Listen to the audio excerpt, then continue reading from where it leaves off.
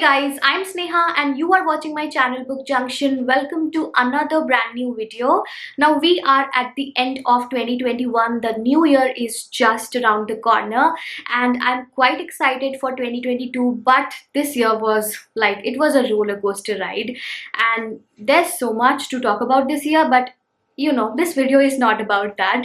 So in this video basically I will talk about my top 10 reads of 2021. Now I read way many more books in this year, but I feel like these 10 books affected me a lot and they also kind of defined my reading experience in 2021. Now surprisingly I only have 4 non-fiction books in this list and there are 6 fiction books. This year was different. I've been reading a lot of fiction, maybe because of the boxes that I got. Like I got a lot of mystery boxes and book boxes and I had so many fiction books in them, so I read a lot of fiction. So I'm really excited for this video. I really hope that you will also get some book recommendations from this video. You will pick these books and you will have a great reading experience in the coming new year. Let's start with non-fiction first, since I only have 4. Now for me this year, one of the greatest discovery in terms of authors was to find Brené Brown. I came across one of her quotes on Instagram. I think an influencer posted it on her story and I found it amazing. It was relatable. It was something that really affected me and I thought I really need to get her book and read it. So the first book that I want to talk about is The Gift of Imperfections by Brené Brown. I have read around 4 books by her and I must say that The Gift of Imperfection has to be her best work, and I feel like it sort of encapsulates everything. Like it has everything that you need to read that is written by her. Like she has written multiple books and all of those books go really deep into certain topics, but I feel like this book has everything in it. So from talking about shame to courage to embracing the imperfections, this book is about everything. I just want to read out a passage from this book. It's actually from the introduction, where she has talked about what is it like to live a wholehearted life. So a wholehearted living is about engaging in our lives from a place of worthiness. It means cultivating the courage, compassion and connection to wake up in the morning and think, no matter what gets done and how much is left undone, I am enough. So as you can already understand that this book is all about self-worth. In today's world, a lot of us suffer from lack of self-worth. We attach our self-worth to our relationships, to our career, to how much money we make, to how productive we are throughout a day, and there are just so many parameters that we have to live up to feel worthy enough. And that is really messed up, because life doesn't work like that. You don't have to achieve certain things to be worthy of a good life, to be worthy of a wholehearted living. In fact, we have seen so many successful people talk about how they also suffer from lack of self-worth. People who are in good relationships are also unhappy because they don't feel worthy enough. So it's something that we generate ourselves from inside, and this book is all about that. So I think in 2022, if you start with this book, it will be an amazing start to your year. So yes, this book is amazing and you should definitely add it to your 2022 reading list. Next up, I have How to Do the Work by Dr. Nicole Lepera. I came across Dr. Nicole's Instagram page, The Holistic Psychologist, earlier this year or maybe last year. I don't really remember. This book is all about how to do the work, and it's about how to recognize your patterns and heal from your past and create yourself. So I think that's something that we all need. The adult that you are today is the outcome of your childhood and how you have seen your parents function around you. And it's not about blaming. A lot of people think that it's all about blaming and being the victim, but it's not like that. It's just seeing things as they are. A lot of things happened to us in our childhood because we were vulnerable beings, we were kids. And when we are kids, it's a very impressionable age. Whatever we see around, we sort of grow into that as well. And it gets inside us, like we absorb everything because we are like sponges. So that's what she talks about, that whatever you see around yourself as kids sort of is still absorbed inside you, and that's how you're functioning. So the adult you are today is the outcome of what happened in your past, but that doesn't mean you have to be stuck there. So this book teaches you how to do the work, what are the practices that you can do, what are the things that you need to imbibe in your life at present to overcome everything that you're faced, so that you can come out of the patterns. And I think this whole idea of patterns is super powerful, because a lot of times you're just stuck in patterns, like it's a loop. You just are stuck there. A lot of times you feel like you're back to square one, whether it's your relationship problem or if your career problem, it can be anything, but it feels like you just again back to the same place after so much work and so much time, and you feel like, oh my god, is it how life is going to be? But not really. So this book has helped me a lot personally to come out of some patterns. Of course, there's so much more left for me to like learn, and I don't know, it will take some time, but this book did help me a lot. I think it's a kind of book that you read over and over again until you really absorb all the lessons and practice them every day, which can get a little daunting sometimes, but you have to try. So even the journaling practices that she has taught in this book are also great. So personally, I feel like this book will help you a lot to, take actionable steps to get out there and bring a change in your life. The next book is The Psychology of Money. So when I picked this book, I thought it's going to be on the tangent where, they talk about law of attraction and manifestation in terms of attracting money. But it's not that. It's actually pretty, I would say, rational and practical. Like, it gives you practical tips on how much to save, how much to invest, how much to spend, and where to spend. So it really gives you some, analytics when it comes to money and investing and finance. So this book is pretty rational like that, and it also gives you some statistics. So it was very informative. It was, I would say, even eye-opening. And the perfect part about this book is that it's very small. It has bite-sized chapters, so there's no fluff in it. It's a small book. You can finish it in a few days, and it's not required for you to read each and every chapter, but if you read it, it's great. So I think it just cuts to the chase. It's not beating around the bush. It's giving you the facts, and it's asking you to do the right needful thing that you need to do it. I think it will make you really disciplined around handling money. That is something that I learned from this book, and it played an important part for me. So that's why I added this book to this list, because handling money is important. And I've seen that my audience is in the age bracket of 18 to 24, like most of my audience. And I think this is the time where you start earning, but you're also like a little, loose with your hand. You spend on a lot of things because you think, we have a lot of time to save. And of course we have a lot of time to save, but if you start saving early, it will really help you, especially if you want to start a business later on, or if you want to start a side hustle. It will really help you a lot. So this book is all about that. Add this to your 2022 reading list if you haven't already. Next, we have 12 Rules of Life by Jordan B. Peterson. So this book in itself is equivalent to 12 books. And I feel like if you pick this book, you can just read it over the course of a year. So let me just read out the names of some of the rules. So rule number 2 was one of my favorites. The name of this rule is treat yourself like someone you are responsible for helping. So it's all about how you have to be there for yourself, but it's not as simple as it sounds. The rule in itself, the name of the chapter, may sound very simple, and maybe it is simple, but it's not that simple when you put it into practice. That's where the author has done an amazing job. He gives you so many examples. He tells you a story to build up the whole, the plot, to give you the wisdom at the right place at the right time. And I won't lie, there were times when I grew a little impatient while reading this book, because there was just too many stories, there was just too much to read, and sometimes I just wanted my wisdom. I just wanted him to conclude. He takes quite a bit of time to reach till the point where you will actually appreciate the wisdom. This book has everything. It will provide you knowledge, actionable steps, and the wisdom that will help you to grow in every aspect of your life. I highly recommend it. It will take you some time to read it, but it's going to be worth it.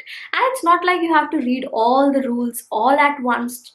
Take your time, read it slowly. Alright, so let's move on to the fiction books now. The first book that I want to talk about is Call Me By Your Name. So the book is set in the summer on the Italian Riviera, and it's beautiful. Like, the description of all the landscape, it's immaculate. And I watched the movie before reading the book, so the movie was amazing, but the book, oh my god, it's even better. And somehow the landscape, like what you see in the movie, is definitely beautiful, but I feel like the description in the book is way more beautiful. I don't know how. It's a love story between two beautiful, handsome men, and it's about how they spend their time in the summer in this Italian Riviera, and all their misadventures and adventures and their romantic adventures, I must say, and just so much more. So it's a very relaxed book, it's a very chill book, but it's also super sad. It's also, I don't know, there is this inherent sadness in the tone of the book, which is also very romantic but is also very sad. I don't know if I make sense, but that's what I felt. But overall, this book is very aesthetic. Like, it's very aesthetically pleasing. I had an incredible time reading this book, so that's why I highly recommend it. Next up, I have the book All This Time. Now, this book really shattered my heart because, oh my god, it was heartbreaking, but it was also so much fun to read. Fun in the sense that there were twists in the book that I enjoyed a lot. The protagonist of the book is Kyle, and he is in a relationship with Kimberly, and they are the perfect couple. But then things get a little crazy. They break up, and at the same time there's this car crash, and when Kyle wakes up, he has a brain injury and things are very different. But then there is this beautiful person, Marley, who comes into his life like sunshine, and it's great. But then a lot of twists and turns happen, and by the end of the book you're just left awestruck because so much has happened. And the last bit of the book is so fast that you cannot even catch up, but it's an amazing experience to read this book. I remember when I finished reading this book, I talked about it for so long. It really affected me so much. So yes, this is something that you really need to read. Next up, I have It Ends With Us by Colleen Hoover. Now, this book, oh my god, again, a very devastating book. I don't know, but there is a pattern in my fiction reads this year. Most of these books are pretty heartbreaking, and that explains a lot about my mental state right now. But oh my god, this book though. This book is about Lily Bloom, and she has to be one of the most beautiful people, I mean, of course, fictional people out there in this whole literature world, because she is immaculate. She's the person I kind of look up to, and I don't know, I love her. I just absolutely adore her. She's kind, she's loving, she's caring, she's strong, she's courageous, and I don't know, I just love her so much. And there are two male characters in this book as well. One is Ryle and another is Atlas, and I must say that Atlas is my, like, he's my ultimate love, because I think anyone who reads this book will fall in love with Atlas and also with Lily, and yeah, even Ryle is great. So this book is amazing. As you can see, I am all over the place right now. I don't know what to say, whether I should smile, whether I should blush, whether I should cry, because there's just so much to talk about this book. But I'll start from the beginning. So when I started reading this book, I was just a few pages into it. I kind of judged Lily. Like, I was like, okay, Lily sees Ryle and she's instantly like enamored. Like, you know, Ryle is really handsome. Ryle is, oh my god, he is really handsome. You know, there's an instant spark, and a lot of the description that Lily was giving us about Ryle was his physical appearance, which is totally fine. I was just being judgmental, okay? So the book is written in a way that Lily is reading her journals from her teenage years, where you get to read about Atlas, and in her present there is Ryle. So, and then eventually the two intersect, and yeah, things get really crazy. But I must say that this book is extremely important for women, for girls. you will only understand that when you read this book. I don't want to give out any spoilers, but I must say that this book is incredibly important for young girls and even grown-up women, so that you can take the right decisions for yourself in relationships, because a lot of times you keep going into the same pattern, but it's not good for you. I won't give out anything about this book, but girls, you gotta read this book. You really need this book. And even guys, like, of course, you should read this book to be better men. So definitely read this book. Next up, I have A Little Life by Hanya Yanagihara. So this is a book that I read recently. I finished reading it, I don't know, a couple of weeks back, and yeah, it's very triggering. Don't read this if you are not prepared. Like, you have to be at a really good place in your life. Like, you have to be doing good mentally so that you can read this book, because otherwise you're just going to be all over the place. And I'm not exaggerating even a bit, but it really hampered my mental health. I was not doing well mentally after reading this book, and it's not a joke. It's not for everyone. It's very triggering. You have to be at a really good place mentally to read this book. Now, this book is about four friends, Willem, Malcolm, Jude, and JB, and it's about their friendship. It's about their life together and separately as individuals, and how they grow up, how they fall apart, how they grow as friends, and what are they like when they grow old and really old. And you also get to read a little bit about their childhood and what shaped them as individuals, as adults. And yes, it's heartbreaking because some of the characters in this book are, I don't really have the right adjective, I don't know what to say. So again, I don't want to give out anything. Like, I don't want to give you any spoiler, because this book is about exploring these characters as people, to know their stories. And if I give you any information, then the essence is gone. This book is the correct representation of the world.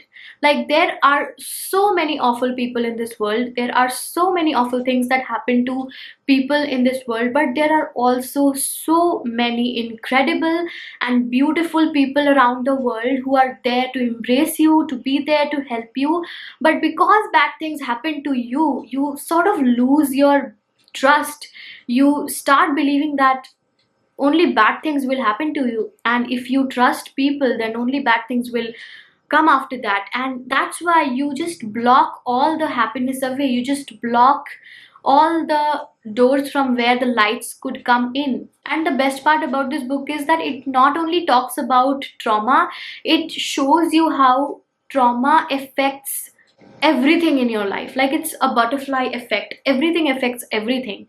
I think reading this book is a humbling experience, because the characters in this book are such. I feel like after you finish reading this book, you will age. Not like physically, but mentally. Like, from inside you will age, because I think aging is not bad. Aging means that you have experienced so much, you know stuff about life, you have seen so much. That's what aging sort of implies. And I think without physically aging, without the numbers, you age mentally after reading this book, because you have read about all these amazing, fantastic characters. So yeah, this book has to be one of the greatest books out there. I don't even want to call it a masterpiece, because I think it's even beyond that. It's beyond everything. It's written over here that it was shortlisted for the Man Booker Prize 2015. I don't know if it won. I don't really think it needs to win. I mean, it's a book, it's not for everyone, and it doesn't need to win any prize. I think this book in itself is a prize. So it's a prized possession, and I highly recommend this book. Read it, definitely read it, but just make sure that you are fine when you read it, because yeah, it's very triggering, and just please take care of your mental health. The next book that I want to talk about is Me Before You, and I have no idea why I took so much time to pick this book. It has to be one of the most beautiful books ever. And after reading this book, I've also got two more books. Like, this is actually a trilogy. There are two more books after this one. I've picked those two. And the first one though, like this one, Me Before You, oh my god. So basically this book is about Louisa Clark and Will Traynor. And Louisa Clark is sort of like a carer for Will Traynor. Will Traynor was in an accident, because of which his body is paralyzed, like neck down his body is completely paralyzed. And he was a person who was into a lot of adventures, and he was sporty, fun loving, and suddenly his life has completely changed, and he has lost all his will, all his motivation to continue to live. And that's why his mother finally appoints Louisa Clark as a carer. But there's also another reason why she appoints her, which you will get to know when you read the book. So Louisa Clark is there to take care of him, to be there the whole day, to see what he needs, to talk to him, just to be there to give him company. And initially they start off on a rough patch, but eventually they become friends, and their relationship is really a lot of fun. It's not just a love story, of course, there is love between the two, but that love transcends everything, and it's very beautiful. It talks a lot about the problems that wheelchair users go through on a daily basis, and I loved the book. The ending was devastating. You were not ready for it, but yeah, just read this book. It's definitely one of the best books I read in 2021. And the last book that I want to talk about is The Hate You Give by Angie Thomas. I took quite a bit of time to finally pick this book. I saw this book all over Instagram, and I had to read this book. So I finally picked this book up, and yeah, it was a great decision indeed. So this book explores the topic of course, racism, but hate crime is the major topic in this book. And I feel like hate crime is something that is happening a lot throughout the world, and it needs to stop. I don't know when that will happen, but we all have seen this happen around the world in different cases. And what does it feel like when you witness something like that, and you also want to protect yourself, you're also scared, but you also want to take a stand for your friend, you also want to take a stand for your community? What do you do then? Do you care more about your safety, protection, or you're just out there doing the right thing? And what is even the right thing to do at such a place? So yes, this book is really thought-provoking, very informative, and it's something that everyone sort of needs to read. Alright guys, so those were all the 10 books that I wanted to talk about in this list. I really hope that you all enjoyed watching this video and found it valuable. If you did, then definitely let me know in the comment section. If you want to buy any of these books, you can go into the description box below this video, and all the links of these books are given there. You can click on them and make a purchase. And yeah, that's all for today.